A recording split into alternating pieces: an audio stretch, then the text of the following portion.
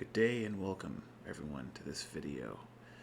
Today I'd like to look at the connection between the last name Smith and the name Cain from the Bible, because I do believe that there are many rituals behind the meaning of the word Cain and its Hebrew roots. And I think that Cain and his life still play a role in today's world. First, I wanted to look at the root and related words to the name Cain. So when you look at Strong's Concordance 7014, you have Cain, which is the proper name of Cain. But it also means spear or a lance. Strong's Concordance 77:1 is kana, which means to acquire, to buy, to purchase, or to possess. Lastly, Strong's Concordance 70:17, you have Keni or Kini, which means a Kenite, a tribe mentioned in the Old Testament. Now, I did want to look at this Daily Mail article. It states, "The British Empire may be long dead, but Smith is still the most common surname in every English-speaking country around the globe study finds." The name Smith comes from an old English word for blacksmith or metalworker. Then the article also states that surnames can originate from an occupation, a description, a place name, or a name of an ancestor, or to signify a benefactor or patronage, which I thought was interesting. But it's not just the English-speaking world that we see this. This article, it states that Smith is not just the most common name in many English-speaking countries. In local translations, it's also the most common occupational surname in a large part of Europe. Ironically, Smiths are so ubiquitous today because Smiths were so special a few centuries ago, which I thought was interesting. This article would also provide a map with all the countries in Western Europe and the most popular occupational last names found in them. Everywhere you see the light gray, you have the name Smith or a variation of the name Smith being represented. So you see a lot of these variations of the name Smith all throughout Europe. Like in Luxembourg, you have the name Schmidt. Italy, you have the name Ferrari. In Hungary, you have the name Kovacs, and so on. So Smith is very popular in the Western world. But you also see it with our celebrities, with our historical figures, with our important people.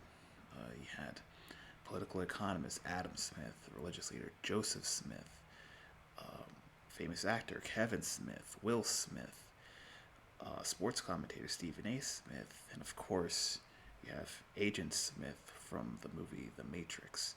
So the name Smith just seems to be just about everywhere, all around us. But the question is, why is the name Smith so popular? And what connection is there with the biblical figure Cain?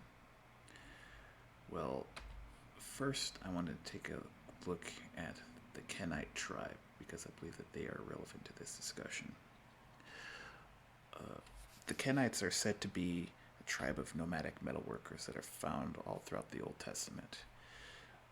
First mention you see is in Genesis 15, verse 18 to 19.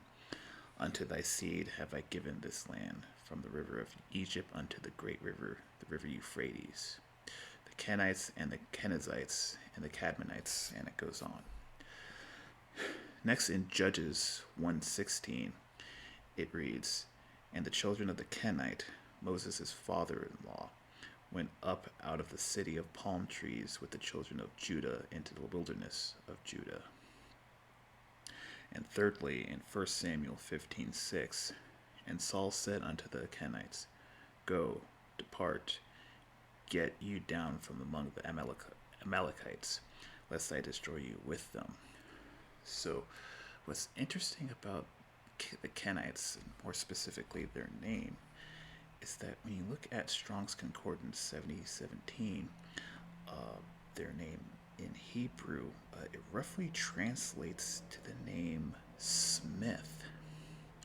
And also, it's said to be derived from the word Cain, which is the proper name for Cain in the Bible. And there is speculation online that this group, the Kenites, are somehow, some way descendants of Cain, especially when you look at the fact that they are metal workers by trade and nomadic in nature. But I believe there's also a connection to one individual in particular, not just Cain.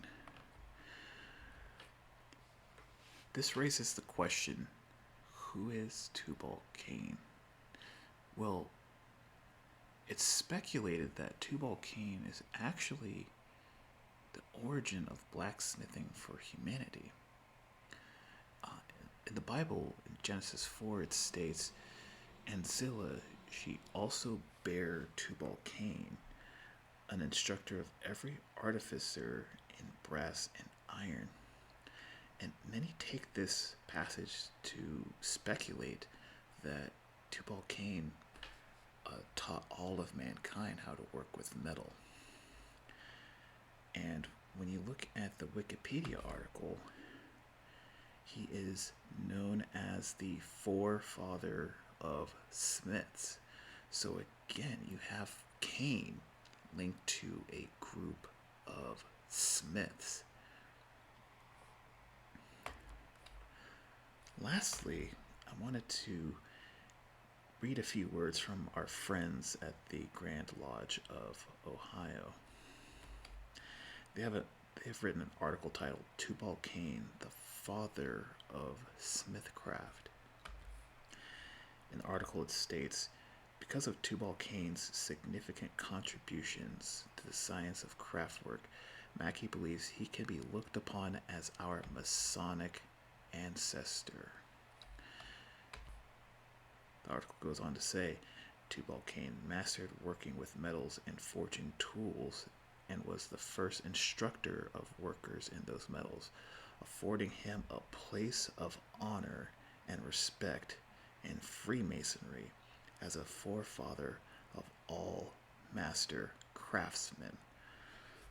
So you have the name Smith and its apparent connection to Tubal-Cain and his ancestor Cain, and you have this connection with these folks, and you see how popular the name Smith is all throughout the Western world. And you have to ask the question, what's really going on here? If you're asking me, I think that there is a lot of mysticism and a lot of rituals taking place with the name Smith. I think there is a larger conspiracy going on with that name. I hope you found this video informative, and thanks for watching.